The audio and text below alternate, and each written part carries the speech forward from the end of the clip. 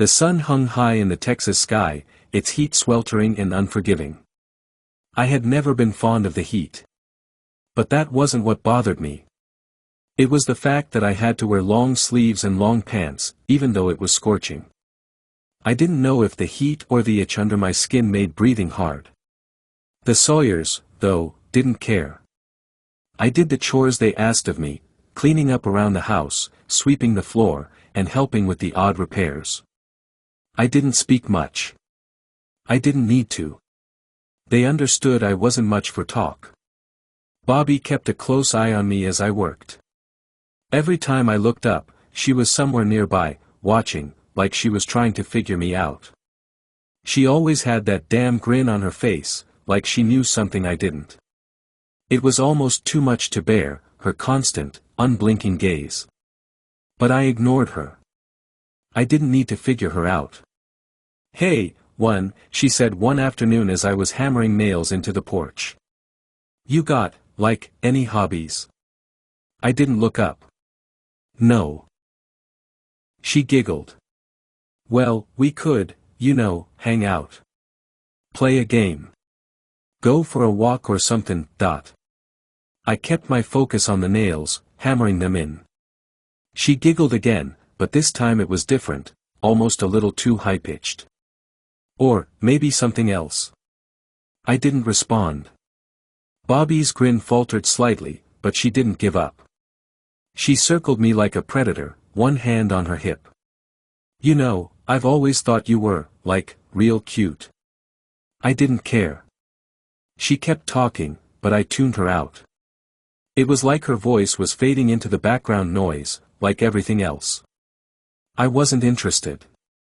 Maybe that made me cruel. Maybe it made me a monster. But that wasn't what I was here for. I had my thoughts. I had my problems. And I didn't care what anyone else wanted from me. Still, I couldn't tell if I was ignoring her on purpose or if I just didn't care enough to notice. Later that afternoon, Cook called me into the kitchen. The smell of something cooking filled the air.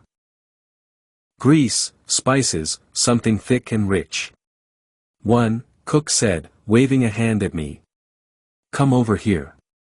Got something for you." I walked over to the counter, my steps slow and deliberate.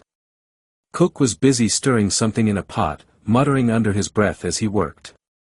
He reached into the fridge and pulled out a chunk of flesh, the kind that didn't look like it came from any store. It was darker, raw, something I didn't question anymore. "Here," he said, holding it out toward me. "Take it, eat it. I'll get you something later if you want more." I wasn't sure what he meant by that. But I took the chunk. I didn't need to be told what to do with it. The hunger inside me had been gnawing at me ever since I got here. It had never been sated, never filled. I didn't bother cooking it. Didn't bother anything but biting into the raw flesh. The texture was strange and gritty, but it didn't matter. It was food. I didn't even think about the others in the room, watching me. The room went silent. I chewed slowly, savoring the taste, trying not to let my instincts take over completely. Cook was the first to break the silence. "Well, hell, I didn't mean for you to eat it raw, but," he chuckled. "That works. At least he's eaten, . The Sawyers were staring at me. Hitch was shaking his head, muttering under his breath.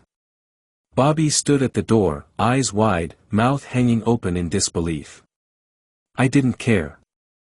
Cook gave me a nod like he was approving of something, though I didn't know what. I wiped my mouth with the back of my hand, not bothering with anything else. The hunger had been sated, if only for a moment. "That's more like it, boy," Cook said. "You'll get used to it here. You'll fit in just fine." I didn't say anything. There wasn't anything to say. They thought they understood me now. Thought they knew what I was, what I could do. But they didn't know anything. I didn't like them. I had never been. But for now, I had a name.